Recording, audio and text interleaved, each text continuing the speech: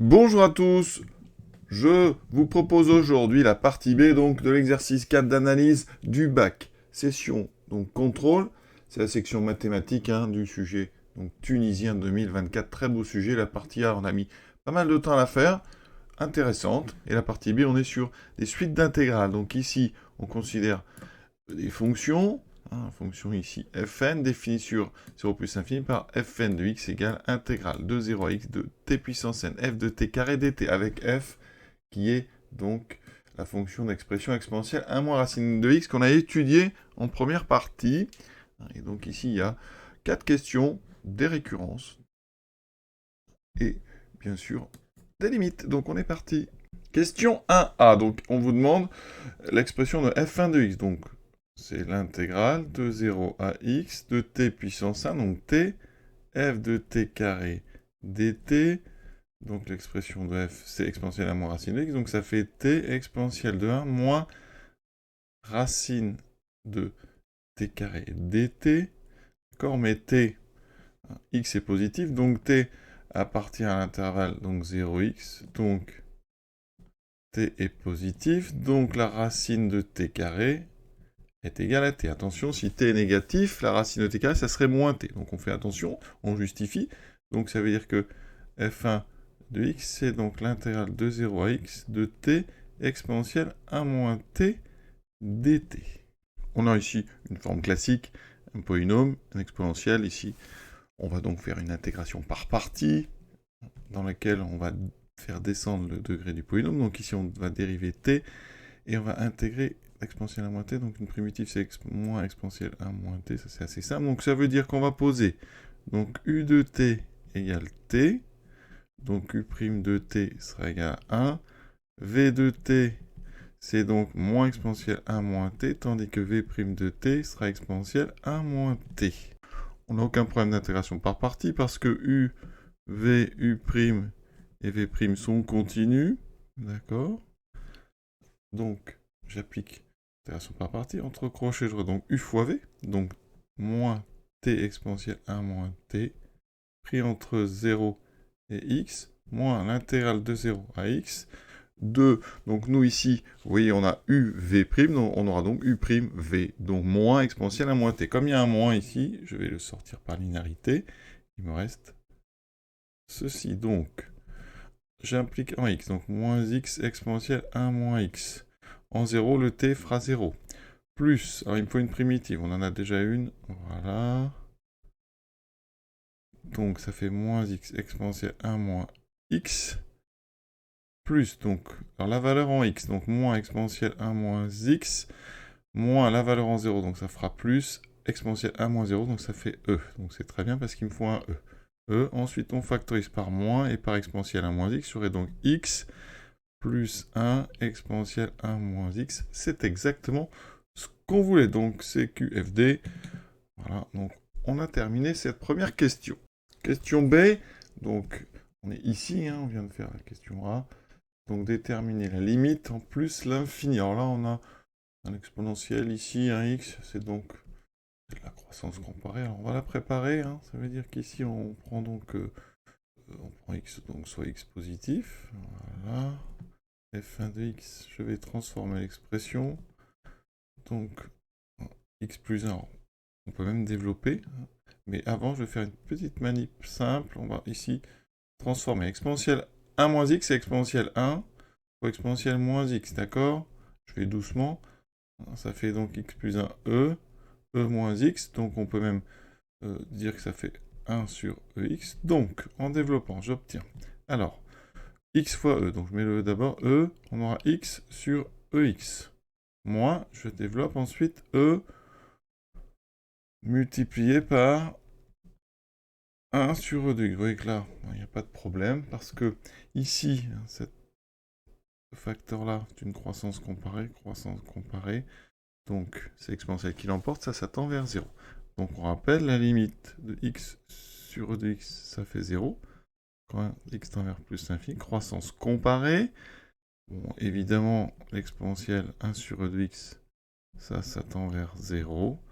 Donc par somme, il y a deux termes qui tendent vers 0. Enfin, somme, on multiplie par e d'abord, et ensuite on somme. il reste e, donc la limite quand x tend vers plus l'infini de f1 de x, c'est donc égal à e.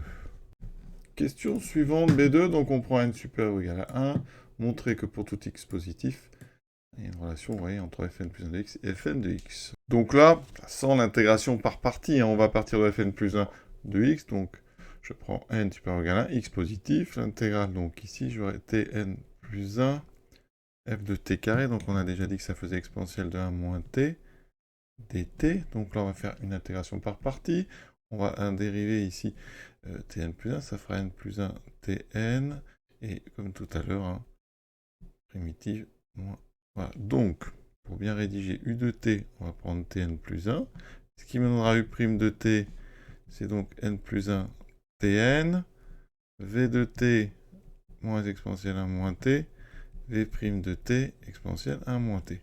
On a bien uv, u' et v' qui sont continus, donc aucun problème pour intégrer par partie. Donc ici, entre crochets, on va trouver donc uv, donc moins t puissance n plus 1 exponentielle 1 moins t, pris entre 0 et x, moins donc l'intégrale de 0x, donc comme tout à l'heure, ça sera u'v, j'ai un moins, donc ici, ça va transformer en plus. J'ai un n plus 1 qu'on mettra en dehors de l'intégrale juste après. Tn exponentielle 1 moins t dt. Donc ça me donne, alors, ici je remplace par x, donc moins x puissance n plus 1 exponentielle 1 moins x en 0. Hein, ici, ça fait 0 parce que n est supérieur ou égal à 0, donc n plus 1 est supérieur ou égal à 1, donc 0 puissance n plus 1, hein, c'est donc effectivement égal à 0. Ensuite, on a donc l'intégrale. Alors, on va sortir le n plus 1, on va aller doucement. N plus 1, intégrale de 0 à x, t puissance n exponentielle 1 moins x dt. Et vous voyez qu'ici, on retrouve en fait fn de x. Donc, j'obtiens moins xn plus x puissance n plus 1 exponentielle 1 moins x, ça c'est parfait, plus n plus 1 fn de x. C'est exactement ce qu'on me demandait, donc on a trouvé, on peut passer à la suivante. Donc on a bien la conclusion, en général on fait une petite conclusion, donc pour tout x supérieur ou égal à 0, eh bien fn plus 1 de x, c'est donc bien ce qu'on nous demandait, donc il n'y a pas de souci. Une question de plus, faites bien attention quand vous écrivez au n et au x, il n'y a pas de confusion. Question 3. Montrer que pour tout n supérieur ou égal à 1, la fonction fn est croissante sur 0 plus l'infini. Alors, on va réécrire, hein.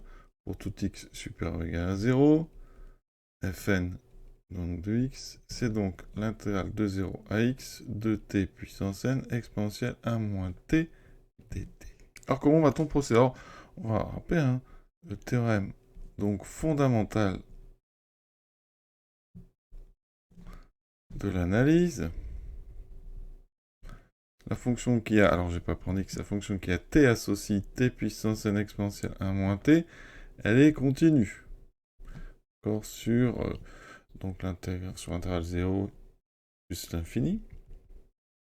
Donc, c'est-à-dire que la fonction fn est dérivable. Et pour tout x supérieur ou égal à 0, fn' de x, c'est donc eh bien, la valeur ici en x de l'intégrante. Donc c'est x puissance n exponentielle 1 moins x. D'accord?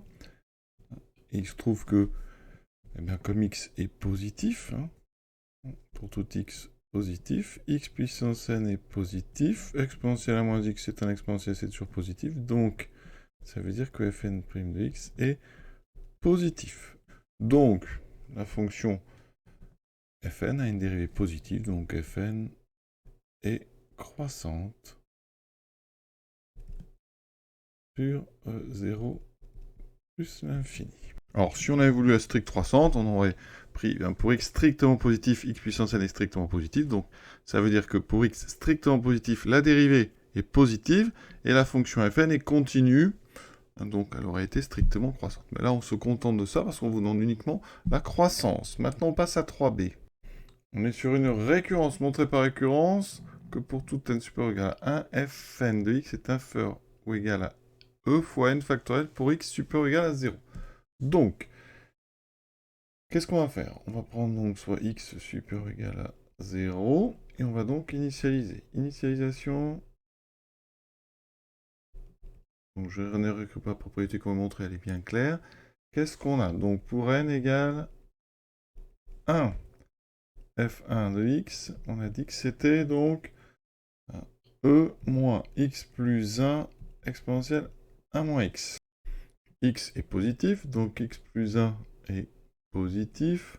Exponentielle 1 moins x est positif.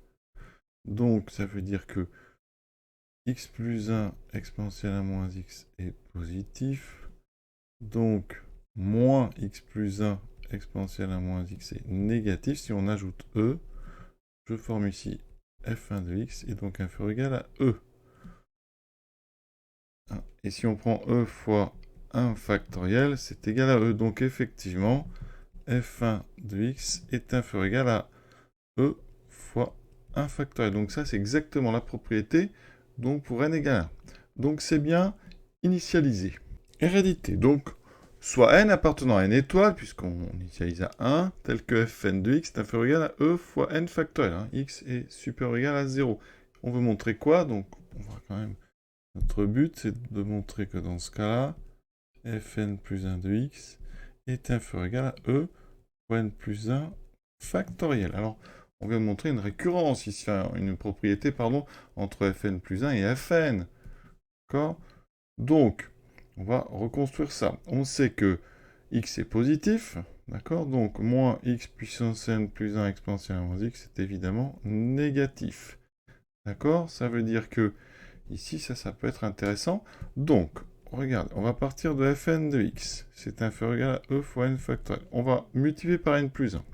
n plus 1, c'est positif. On a ceci, donc inférieur ou égal à n plus 1 fois e fois n factoriel. Si je mets n plus 1 multiplié par n factoriel, ça donne n plus 1 factoriel. Donc déjà, j'ai fait apparaître e fois n plus 1 factoriel. Déjà, on n'est pas loin de notre but. On rajoute ceci. Donc ça veut dire que si j'ajoute ceci, eh bien, j'obtiens donc moins xn plus 1 exponentielle 1 moins x plus n plus 1 fn de x, et donc inférieur ou égal à e fois n plus 1 factoriel. À gauche, regardez, je reconstruis fn plus 1. C'est la question, donc 2.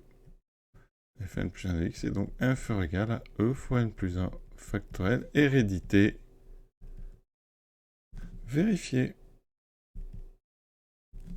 On fait une petite conclusion. La propriété est vraie pour n égale 1, elle est héréditaire, donc cette propriété elle est vraie pour tout n appartenant à n étoiles. La question C, donc montrer maintenant que la fonction possède une limite finie ln quand x tend vers plus infini. Alors on vient de montrer que pour tout n supérieur ou égal à 1 et pour tout x positif, fn de x est inférieur ou égal à e fois n factoriel. Donc là on va fixer n, donc soit n appartenant à n étoile, on sait que quel que soit x positif, fn de x est inférieur ou égal à e fois n factoriel. Alors d'abord on va montrer que fn possède une limite. D'accord? Fn est croissante. Donc sur 0 plus l'infini. Et on sait d'après ça que fn est majoré. Majoré par e fois n factoriel. Donc croissante majorée. Donc ça veut dire que fn admet une limite finie. Donc c'est juste théorème de convergence monotone. Croissante majorée, suite convergente. Évidemment, j'ai une limite finie, donc en plus l'infini. Hein. Donc on va être précis parce que comme il y a n et x, hein, limite finie, donc quand x tend vers plus l'infini. Ici, n est fixé, c'est important. Cette limite, hein, d'accord, c'est ln. Donc la limite, quand x tend vers plus l'infini de fn de x égale à ln. Maintenant, on va montrer que pour tout n supérieur ou égal à 1, ln est justement égal à e fois n factoriel. Comment peut-on procéder? Alors, on peut, premièrement, on peut faire une récurrence. Par exemple, on va donc, montrons, hein, montrons que, donc ici, montrons par récurrence, sur n, donc supérieur ou égal à 1, que bien la limite de fn en plus l'infini est égale à e fois n factoriel. Donc déjà, on initialisation. Donc ici, pour n égale 1, on a vu que ici, la limite de f1, c'est la question 1b. La limite, c'était e. Et c'est bien égal à e fois 1 factoriel. Donc la propriété, elle est vraie pour n égale 1. Maintenant, hérédité. On va prendre donc, soit n appartenant à une étoile, telle que la limite de fn en plus infini est égale à e fois n factoriel. Il nous faut la limite de fn plus 1. Donc je vais utiliser la relation 2. On sait que pour tout x positif, fn plus 1 de x, c'est égal à moins xn plus 1 exponentielle 1 moins x plus n plus 1 fois fn de x. Et on va passer à la limite. Alors, il me faut la limite de xn plus 1 exponentielle 1 moins x. Donc ça, on a déjà vu un peu tout à l'heure comment on va faire. Donc on a ceci, exponentielle 1 moins x. Donc ça fait e sur exponentielle x. Là, on a une croissance comparée. N plus 1 est supérieur ou égal à 1. Donc on est sur une croissance comparée. C'est exponentielle qui l'emporte, ça tend vers 0. Quand x tend vers plus l'infini, il y a le e ici, c'est juste une multiplication par une constante. Donc on a ça, on va faire tendre ici x vers plus l'infini. Donc à gauche, on aura donc la limite, ln plus 1. À droite, ceci tend donc vers 0, d'accord? Et de l'autre côté, ça tend donc vers 0. Alors comment peut-on procéder? Parce que là, on a ici une n plus 1, donc c'est x, pardon, c'est x qui tend vers plus l'infini, dans laquelle n plus 1 est constant. Donc là, on a terminé, pardon.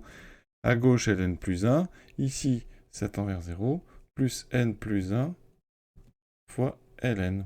Donc, effectivement, ln plus 1 va être égal à n plus 1 fois la limite, fois le nombre ln, qui est, ici, en fait, en factoriel. Donc, en factoriel. Comme tout à l'heure, on multiplie n plus 1 par n factoriel, ça fait e fois n plus 1 factoriel. Donc, hérédité